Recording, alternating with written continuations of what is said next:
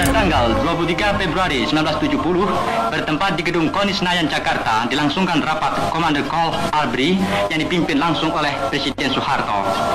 Rapat para Panglima ABRI ini diikuti oleh seluruh Panglima-Panglima Angkatan Bersenjata Republik Indonesia serta pejabat tinggi keempat angkatan.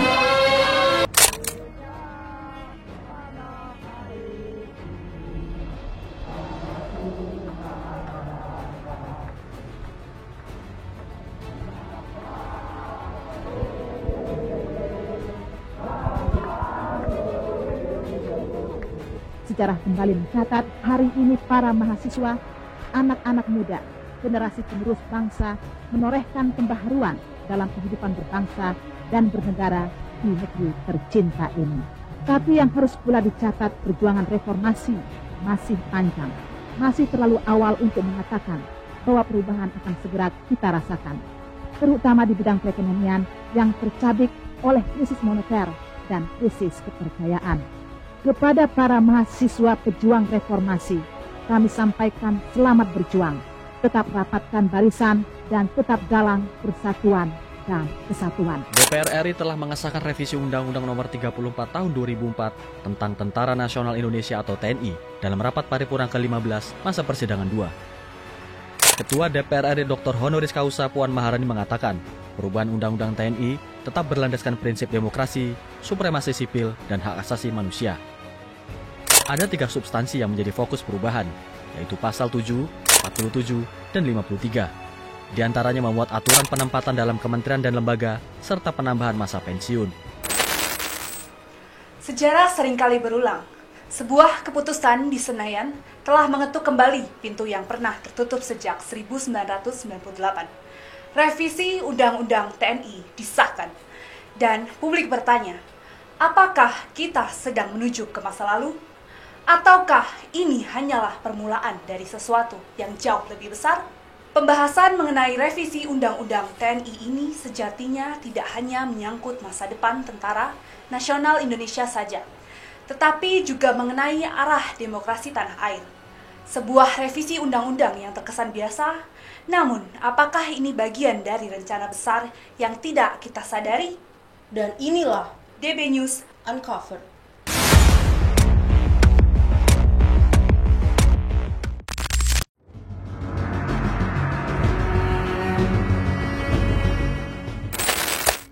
Sekarang tibalah saatnya kami meminta persetujuan fraksi-fraksi terhadap rancangan undang-undang tentang perubahan atas Undang-Undang Nomor 34 Tahun 2004 tentang Tentara Nasional Indonesia.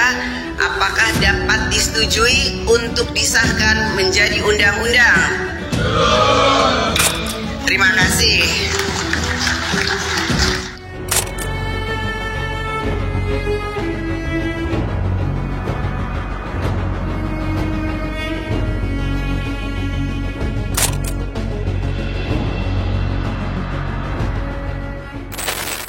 Kamis 20 Maret 2025, sebuah revisi Undang-Undang TNI disahkan dalam rapat paripurna DPR.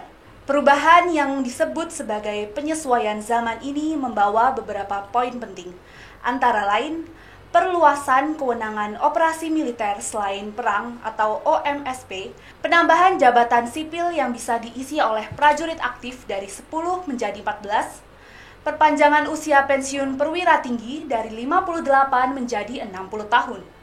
Namun, ada sesuatu yang tidak disebutkan secara terbuka. Mengapa perluasan kewenangan TNI dalam urusan sipil ini begitu mendesak? Dan mengapa pembahasan dilakukan tanpa banyak melibatkan masyarakat sipil?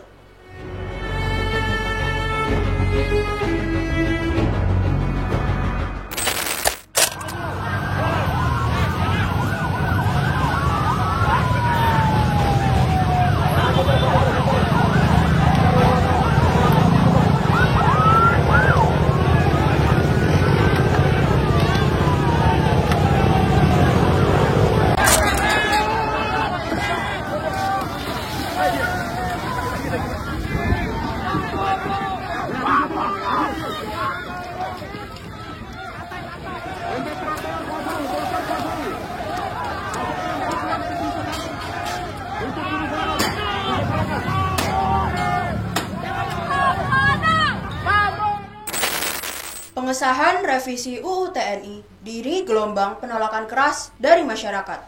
Tidak hanya di Jakarta, tetapi juga berbagai daerah. Pakar bidang hukum tata negara pun serempak menyuarakan kritik mereka terhadap disahkannya revisi UU yang dinilai menghidupkan kembali dui fungsi TNI dan Orde Baru ini. Aksi protes lapangan terjadi di berbagai daerah, dari Jakarta, Serang, Semarang, hingga Jogja. Di depan gedung DPR, masa aksi bahkan mendirikan tenda sejak dini hari. Mereka bertahan hingga malam. Polisi sempat menembakkan water cannon ketika masa menjebol pintu gerbang DPR. Di media sosial, tagar tolak revisi UU TNI dan Indonesia Gelap menggema. Netizen menyuarakan kekhawatiran akan kembalinya dui fungsi ABRI dan ancaman terhadap demokrasi.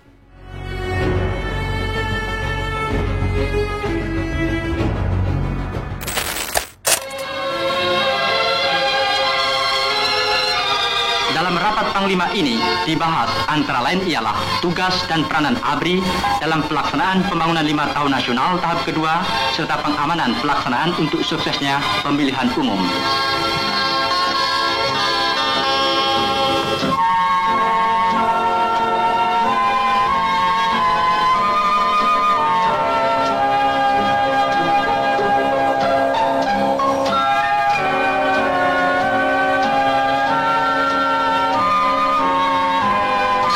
Amanatnya, Presiden Soeharto selaku Menteri Pertahanan dan Keamanan menandaskan agar ABRI dalam mengemban tugasnya benar-benar memahami fungsinya berdasarkan Sumpah Prajurit dan Sabta Marga sebagai abdi negara.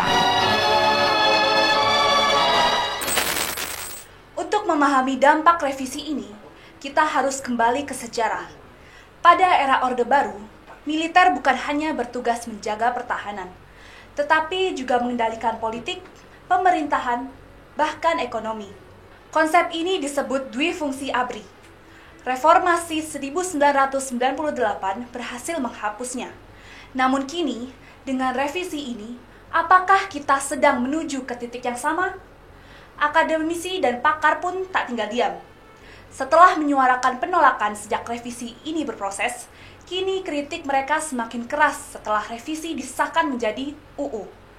Guru Besar Visipol UGM, Profesor Wahyudi Kumorotomo menilai pengesahan ini berdampak buruk, terutama bagi civil society. Pasal-pasal ambigu dapat mengembalikan rezim militer ke Indonesia layaknya Orde Baru.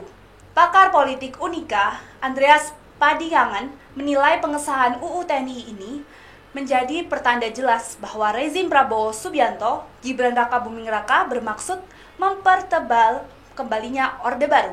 Dirinya menyesalkan mengapa bisa partai politik yang sebagian besar adalah produk reformasi, namun justru mengiyakan adanya revisi UU TNI.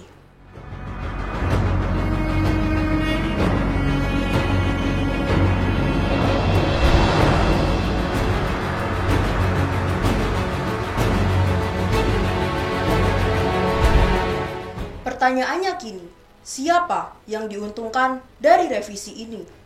TNI sendiri menyatakan bahwa ini untuk efektivitas dan profesionalisme.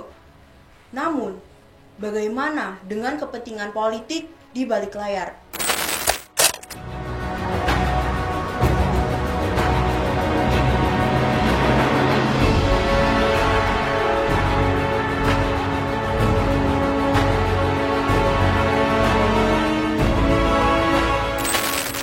Pakar politik menilai bahwa pengesahan revisi ini memperjelas kembalinya sistem politik ala Orde Baru.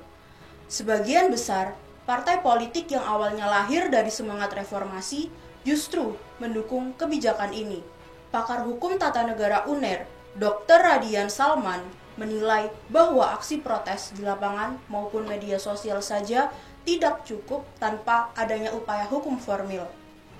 Maka dari itu, dirinya mendorong supaya masyarakat mengajukan uji materi ke Mahkamah Konstitusi.